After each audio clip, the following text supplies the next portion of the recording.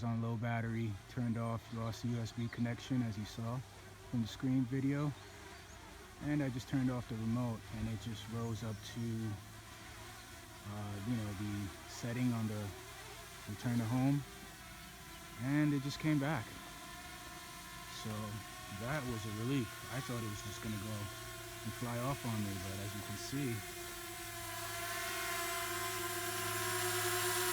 it was landing smooth, and that's it. That was quite impressive.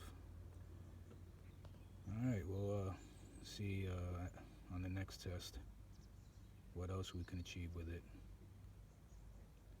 Haven't seen the footage. Hopefully they've improved something with the video quality. Sorry.